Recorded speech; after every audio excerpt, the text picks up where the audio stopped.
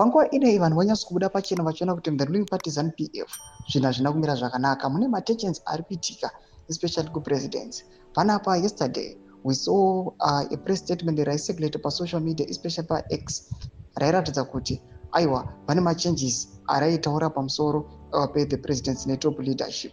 Mashoko akuya panapa achidismissiwa nemutauriri wemutungamiri wenyika. But zviitiko zvakada zvichiitika, vanhu panguva ine vanyatsoratidza kuti vanonyatso kuona kuti aiwa kumusoro uko hakusi kunzwanana. Ndotwa subscribe or like on the bell kutopinda mbindula pana mobile news. Presidential spokesperson Charamba is issued warned individuals fabricating and circulating fake government statements that the state will not tolerate such misdemeanors.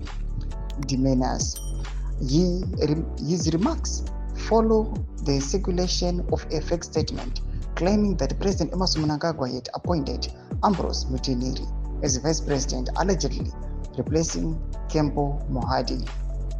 He questioned the motives behind the creation of such misleading content. Charamba further warned that those behind those acts will soon face serious consequences. His remarks follow the circulation of fake statement claiming that President Mnangagwa had appointed Ambrose Mutineri as vice president, allegedly replacing Kempo Mohadi due to ill health.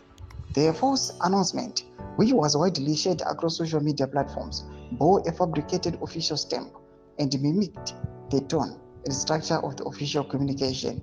The government has previously raised concern over the abuse of social media for political mischief. Tomashukwa kubuda panguva ino aiwa Charamba achidismissa, but panguva ino vanhu vatokuona kuti vakomana vanoproducer these statements hatichatomboni credibility yazvo kuti munhu anokwanisa kugenerata something chinoonekwa kunze chiri exactly the same as the original documents avanoproducer. Aiwa pakuchiti nemastamp achiuya panguva ino achifekiwa. Mashoko ari kubuda panguva ino, we do not know kuti aiwa propaganda dziri kumbouya dzichipushwa nevanhu dzinomboridzei, but these people they are being warned.